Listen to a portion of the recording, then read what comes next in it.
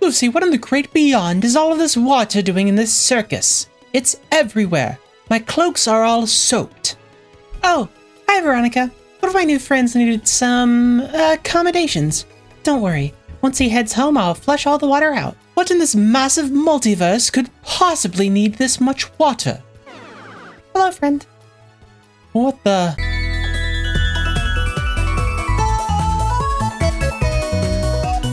Good evening, darlings and deviants. My name is Lucy, and I'm just a little loony.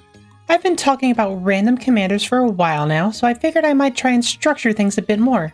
So, welcome to the first official episode of Let's Take a Look At. In this show, I'll take a look at a potential commander, give my thoughts on the abilities, and offer some synergies and suggestions to give you a head start on deck building. Today, we're talking about one of the secondary commanders in the Lost Caverns of Ixalan commander decks. I know Simic Big Boys are the most common basic commanders out there, but come on. Xolatoyac, the Smiling Flood, is adorable and has a few different interesting applications. So, without further ado, let's start the show and take a look at Xolatoyac, the Smiling Flood. Our precious Doom Noodle is a 4, a green, and a blue for a 6/6 legendary creature Salamander Serpent with 2 abilities. The first one reads, whenever Xolatoyac, the Smiling Flood, enters the battlefield or attacks, put a flood counter on target land. That land is an island in addition to its other types for as long as it has a flood counter on it. Keep in mind, this wording is a bit different from some abilities that work in a similar way, so be careful. It doesn't make the land only an island, so it could accidentally fix an opponent if you use it on their lands. However, you're probably targeting one of your lands due to the second ability. At the beginning of your instep, untap each permanent you control with a counter on it. This is where things get super interesting. Almost everything in this game can get a counter of some kind, so there's a few different ways we can take this cute little noodle. Well, I mean, he's not little, but you know. So there's 2 different angles that draw me to Xolatoyac. We can either island walk all over our opponents by getting at least 1 flood counter on one of their lands, or we can try to flood our own basements. It's more positive than it sounds, I swear. I think the island walk strategy is a bit self-explanatory. Play big guys like Stormtide Leviathan, and make your opponents very sad as they can never block your creatures ever again. However, I suffer from a crippling mana addiction and gotta have as much of it as possible. As such, I want to be able to untap most of my lands every one of my insteps. So, how do we manage that? Well, as it turns out, there's a lot of lands in this game that can come in with counters, get different counters. There's a lot.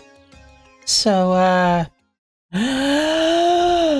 Blast Zone, Crawling Barrens, Gemstone Caverns and Mine, Dark Depths, Crucible of the Spirit Dragon, Hickory Woodlot, Hollow Trees, Mirrodin's Core, Sand Silos, That's quite enough, darling. There's no need to lie to the audience like that.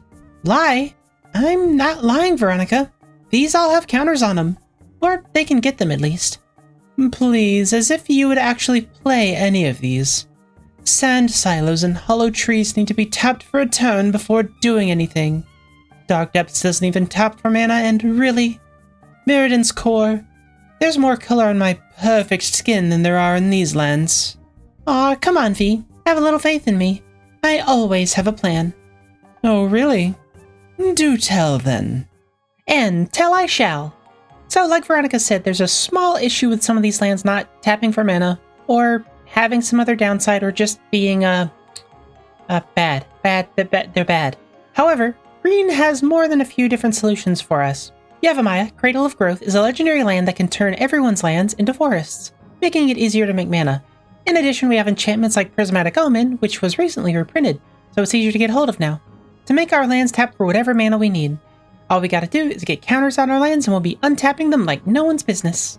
So what are we gonna do with all of this mana? Well, playing big monsters or massive X-Spells is always an option, but we can do that on our turn. So with the untapped lands, let's do something really, well, to put it simply, this is mean. This is very mean, but sometimes you gotta be mean to win games. Let's play some of those big counterspells that make our opponents really think about whether they want to mess with us or not. Desertion is 3 and 2 blue mana for an instant that says counter target spell. If an artifact or creature spell is countered this way, put that card onto the battlefield under your control instead of its owner's graveyard. That's a lovely commander you have there. It's mine now. Voracious Great Shark is the same mana cost, but it's for a 5/4 shark with flash, which lets us counter a creature or an artifact spell as well. Developing a massive threat while stopping the opponent sounds pretty blue to me. Finally, Mystic Genesis is a bit more color intensive at 2, a green, and 2 blue, but for that green pip, you get to counter any spell And you get an XX green ooze equal to that spell's mana value. That's a nice Eldrazi you have. It is now ooze. All in all, I think Xolatoyac is a cool and interesting way to make a blue-green commander that still feels unique, rather than just being a big boy that draws cards and makes mana. I'll definitely be putting together something for this precious smile noodle of doom. But hey, let me know what you think. Do you have any interesting brews coming up around this silly little guy? Let me know down in the comments below. And hey, while you're down there, be sure to give me a like and a subscribe. Lets me know I'm doing a good job and keeps this show on the proverbial road. As always, thank you all so very much for watching. And until next time, au revoir!